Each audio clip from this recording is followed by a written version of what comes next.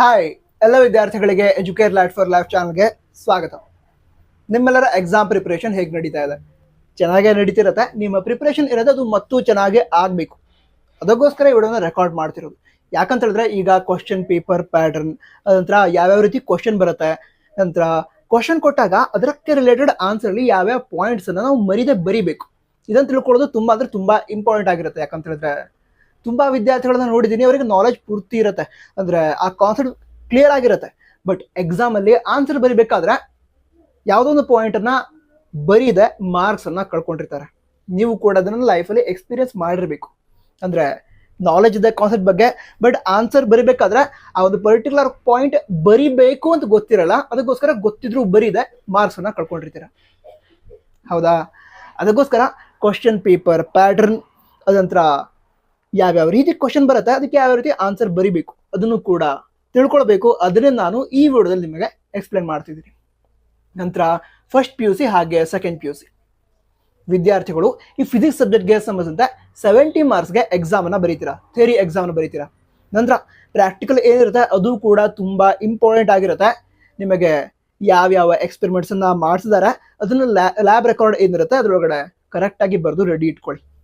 ಸರಿನಾ? ನಿಮ್ಮ practical exam ಏನಿದೆ ಅದು ಜನವರಿ ಎಂಡಿಂದ ಸ್ಟಾರ್ಟ್ ಆಗಿ ಫೆಬ್ರವರಿವರೆಗೆ ನಡೆಯುತ್ತೆ ಪ್ರಾಕ್ಟಿಕಲ್ ಎಕ್ಸಾಮ್. ಸರಿನಾ? ಆ ಟೈಮಲ್ಲಿ ನಿಮಗೆ ಹೆಕ್ಟಿಕ್ ಫೀಲ್ ಆಗಬಾರ್ದು ಅಂತ ಹೇಳಿದ್ರೆ ಈಗ ಲ್ಯಾಬ್ ರೆಕಾರ್ಡನ್ನು ಅಂದರೆ ಎಕ್ಸ್ಪೆರಿಮೆಂಟ್ ಆಗ್ತಾದ ರೀತಿ ಬರೆದು ರೆಡಿ ಇಟ್ಕೊಳ್ತಾ ಹೋಗಿ. ಓಕೆನಾ? ಸರಿ, ಆಗಿದ್ರೆ ಈ ಪ್ರಾಕ್ಟಿಕಲಲ್ಲಿ 30 ಔಟ್ ಆಫ್ 30 ಅದನ್ನು ಸ್ಕೋರ್ ಮಾಡೋದು ಕೂಡ ತುಂಬ ಈಸಿ ಆಗಿರುತ್ತೆ. ನಂತರ ಈ ಥಿಯರಿ ಎಕ್ಸಾಮ್ ಏನಾಗುತ್ತೆ 70 ಮಾರ್ಕ್ಸ್ಗೆ, ಅದರಲ್ಲಿ 70ಗೆ 65+ ಅಂತೂ ಈಸಿಯಾಗಿ ಸ್ಕೋರ್ ಮಾಡಬಹುದು.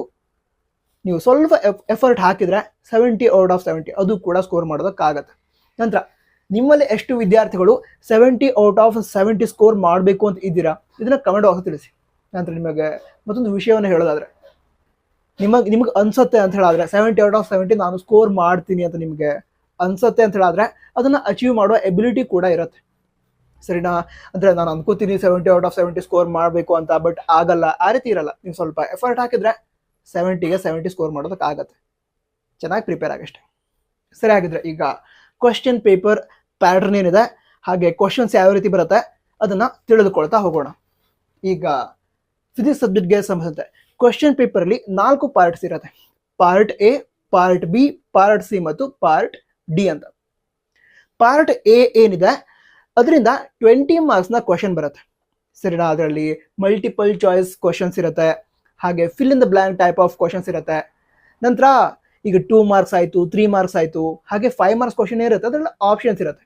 ಬಟ್ ಈ 1 ಮಾರ್ಕ್ ಕ್ವಶನ್ ಏನಿದೆ ಫಿಲ್ ಇನ್ ದ ಬ್ಲ್ಯಾಂಕ್ ಮತ್ತು ಮಲ್ಟಿಪಲ್ ಚಾಯ್ಸ್ ಕ್ವಶನ್ಸ್, ಅದರಲ್ಲಿ ಆಪ್ಷನ್ ಇರಲ್ಲ.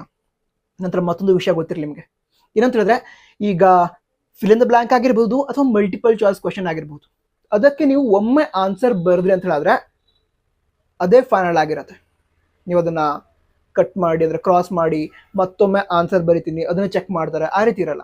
ನೀವು ಒಮ್ಮೆ ಆನ್ಸರ್ ಬರೆದ್ರೆ ಅದೇ ಫೈನಲ್ ಆಗಿರುತ್ತೆ, ಅದನ್ನೇ ಆನ್ಸರ್ ಅಂತ ಕನ್ಸಿಡರ್ ಮಾಡ್ತಾರೆ.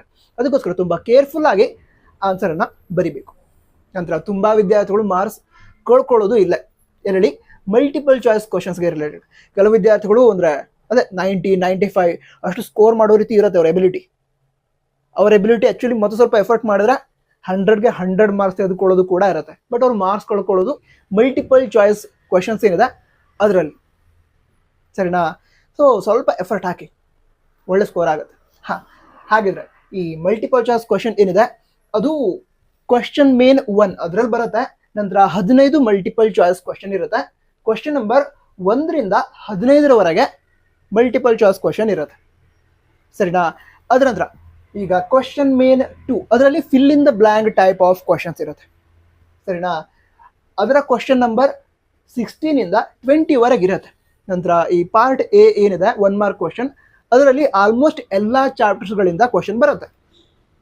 ಫಿಸಿಕ್ಸ್ನ ಚಾಪ್ಟರ್ಸ್ ಏನಿದೆ ಆ ಟೋಟಲ್ ಎಲ್ಲ ಚಾಪ್ಟರ್ಸ್ಗಳಿಂದನೂ ಮಿನಿಮಮ್ 1 ಕ್ವಶನ್ ಅಂತೂ ಈ fill in the blank type of ಕ್ವಶನಲ್ಲಿ ಬಂದೇ ಬರುತ್ತೆ. ನಂತರ ಸ್ವಲ್ಪ ಚೆನ್ನಾಗಿ ಪ್ರಿಪೇರ್ ಆದರೆ ಫುಲ್ ಮಾರ್ಕ್ಸ್ ಬರುತ್ತೆ. ಬಟ್ ಹೆಚ್ಚಿನ ವಿದ್ಯಾರ್ಥಿಗಳು ಮಾರ್ಕ್ಸ್ ಕಟ್ ಮಾಡ್ಕೊಳ್ಳೋದು ಇದೇ ಪಾರ್ಟಲ್ಲಿ. ನಂತರ ಫಿಲ್ ಇನ್ ದ ಬ್ಲ್ಯಾಂಕ್ ಏನಿದೆ ಅದು ಈಸಿಯೆಸ್ಟ್ ಪಾರ್ಟ್, ಕ್ವಶನ್ ಪೇಪರಲ್ಲೇ ತುಂಬ ಈಸಿ ಪಾರ್ಟ್ ಅದು. ಯಾವ್ದು ಹೇಳಿ? Fill in the blank. ಯಾಕಂತ ಹೇಳಿದ್ರೆ ನಿಮಗೆ ಅಲ್ಲಿ ಕ್ವಶನ್ ಕೊಟ್ಟಿರ್ತಾರೆ, ಅದ ನಂತರ ಆಪ್ಷನ್ ಕೂಡ ಇರುತ್ತೆ ಮೇಲೆ. ಈಗ ಆ ಕ್ವಶನ್ ಯಾವ ಚಾಪ್ಟರ್ನಿಂದ ಬಂದಿದೆ ಅಂತ ನಿಮಗೆ ಗೊತ್ತಾದರೆ ಸಾಕು, ನೀವು ಆನ್ಸರನ್ನು ಫೈಂಡ್ ಔಟ್ ಮಾಡ್ತಾ ಹೋಗಬಹುದು. ಈಗ ಎಕ್ಸಾಂಪಲ್ಗೆ 5 ಫಿಲ್ ಇನ್ ದ ಬ್ಲಾಂಕ್ ಒಳಗಡೆ ಯಾವುದೋ ಒಂದು ಪರ್ಟಿಕ್ಯುಲರ್ ಕ್ವಶನ್ಗೆ ಆನ್ಸರ್ ಗೊತ್ತಾಗ್ತಿಲ್ಲ ಅಂತ ಹೇಳಿದ್ರೆ ಬಾಕಿ 4 ನೀವು ಕರೆಕ್ಟಾಗಿ ಫಿಲ್ ಮಾಡಿದ್ರೆ ಬಾಕಿ ಉಳಿದಿರುವಂತಹ ಆಪ್ಷನ್ ಏನಿದೆ ಅದು ಮತ್ತೊಂದು ಆಪ್ಷನ್ಗೆ ಕರೆಕ್ಟ್ ಆನ್ಸರ್ ಆಗಿರುತ್ತೆ. So this is the easiest part in question paper. Clear ಆಯ್ತಾ?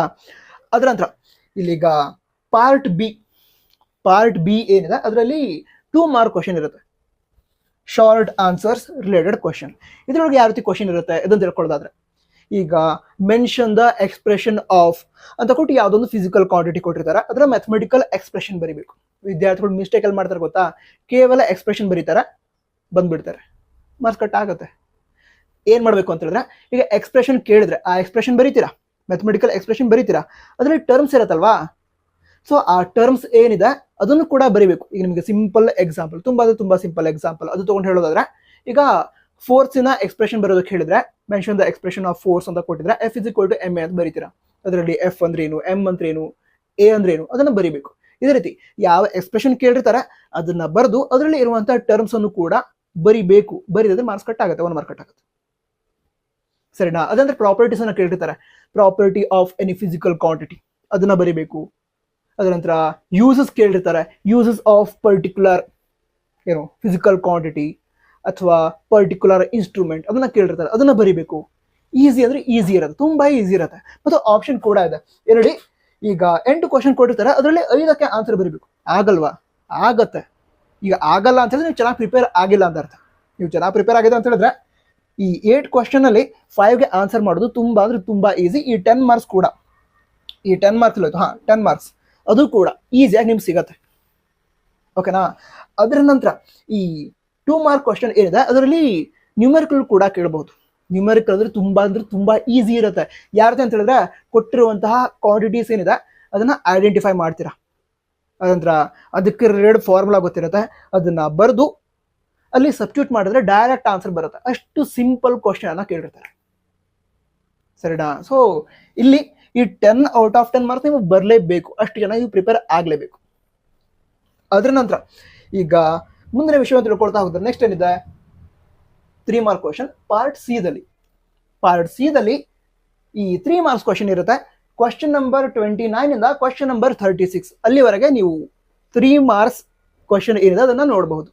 ನಂತರ 3 ಮಾರ್ಕ್ ಕ್ವಶನ್ ಅಲ್ಲಿ ಯಾವ್ಯಾವ ರೀತಿ ಕ್ವಶನ್ ಬರುತ್ತೆ ಅಂತ ತಿಳ್ಕೊಳ್ಳೋದಾದ್ರೆ, ಒಂದು ನ್ಯೂಮೆರಿಕಲ್ ಅಂತೂ ಕೇಳ್ತಾರೆ. ನ್ಯೂಮೆರಿಕಲ್ ಕೂಡ ಈಸಿನೇ ಇರುತ್ತೆ. ಅಂದ್ರೆ ಕೊಟ್ಟಿರುವಂತಹ ಕ್ವಾಂಟಿಟೀಸ್ ಏನಿದೆ ಅದನ್ನ ಐಡೆಂಟಿಫೈ ಮಾಡಿ ಅದನ್ನ ಬರ್ಕೊಳ್ಳೋದು, ಅದರ ನಂತರ ಫಾರ್ಮುಲಾ, ಅದಕ್ಕೆ ರಿಲೇಟೆಡ್ ಫಾರ್ಮುಲಾ ಬರ್ಕೊಳ್ಳೋದು, ಸಬ್ಸ್ಟಿಟ್ಯೂಟ್ ಮಾಡೋದು, ಕ್ಯಾಲ್ಕುಲೇಟ್ ಮಾಡೋದು, ನಂತರ ಫೈನಲ್ ಆನ್ಸರ್ ಬಂದ ನಂತರ ಯೂನಿಟ್ ಅನ್ನ ಬರೀತೀರಾ. ಅದರ ನಂತರ ಫುಲ್ ಮಾರ್ಕ್ಸ್ ಸಿಗುತ್ತೆ. ಸರಿನಾ?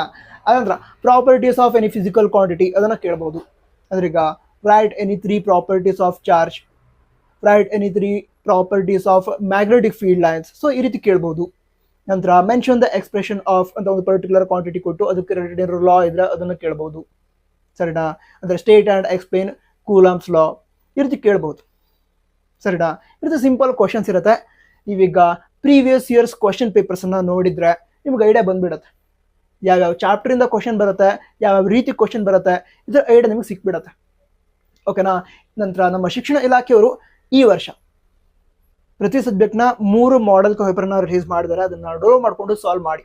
ನಂತರ ಆ ಮಾಡೆಲ್ ಪೇಪರ್ಸ್ ಹಾಗೆ ಬ್ಲೂ ಪ್ರಿಂಟ್ ಅದನ್ನ ಡೌನ್ಲೋಡ್ ಮಾಡುವಂತಹ ಲಿಂಕ್ ಏನಿದೆ ಅದನ್ನ ನಾವು ನಮ್ಮ ವಾಟ್ಸಪ್ ಚಾನಲ್ ಶೇರ್ ಮಾಡಿದ್ದೀವಿ.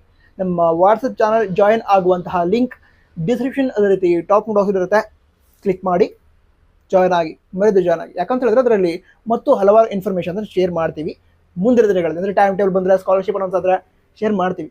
ಓಕೆನಾ? ನಂತರ ಈ ಪಾರ್ಟ್ ಸಿ ಏನಿದೆ ಅದು ಕ್ವಶನ್ ಮೇನ್ 4 ಇದರಲ್ಲಿ ಬರುತ್ತೆ, ಅಥವಾ ಕ್ವಶನ್ ಮೇನ್ 4 3 ಮಾರ್ಕ್ಸ್ ರಿಲೇಟೆಡ್ ಕ್ವಶನ್ಗೆ ಸಂಬಂಧಿಸಿದ್ದು ಆಗಿರುತ್ತೆ. ಅದರ ನೆಕ್ಸ್ಟ್ ಏನಿದೆ, ನೆಕ್ಸ್ಟ್ ಏನಂತ ಹೇಳಿದ್ರೆ ಪಾರ್ಟ್ ಡಿ ಏನಿದೆ ಅದರಲ್ಲಿ 25 ಮಾರ್ಕ್ಸ್ನ ಕ್ವಶನ್ಸ್ಗೆ ನೀವು ಆನ್ಸರ್ ಮಾಡಬೇಕು. ಇದರಲ್ಲಿ ಡಿರೈವೇಷನ್ ಅಥವಾ ಡೆರಿವೇಷನ್ ಬರುತ್ತೆ, ಅದಂತರ ನ್ಯೂಮೆರಿಕಲ್ ಪ್ರಾಬ್ಲಮ್ಸ್ ಬರುತ್ತೆ. ಓಕೆನಾ? ನಂತರ ಇಲ್ಲಿಗ ಟೋಟಲ್ 5 ಕ್ವಶನ್ಸ್ ಕೊಟ್ಟಿರ್ತಾರೆ. ಕ್ವಶನ್ ಮೇನ್ 5ಗೆ ಸಂಬಂಧಿಸಿದಂತೆ ಅಂದ್ರೆ ಡಿರೈವೇಷನ್ ಇರುತ್ತಲ್ವಾ, ಅದಕ್ಕೆ ಸಂಬಂಧ ಕ್ವಶನ್ ಮೇನ್ 5 ಏನಿರುತ್ತೆ ಅದರಲ್ಲಿ 5 ಕ್ವಶನ್ ಕೊಟ್ಟಿರ್ತಾರೆ. ಅದರಲ್ಲಿ 3ಕ್ಕೆ ನೀವು ಆನ್ಸರ್ ಮಾಡಬೇಕು. ನಂತರ ಡೆರಿವೇಶನ್, ಅದಕ್ಕೆ ಆನ್ಸರ್ ಮಾಡಬೇಕಾದ್ರೆ ಕೆಲವು ವಿಷಯ ಗಮನದಲ್ಲಿ ಇರಲಿ. ಈಗ ಯಾವುದೋ ಒಂದು ಡೆರಿವೇಶನ್ ಇದೆ, ಅದಕ್ಕೊಂದು ಡಯಾಗ್ರಾಮ್ ಇದೆ ಅಂತ ತಿಳ್ಕೊಳ್ಳೋಣ.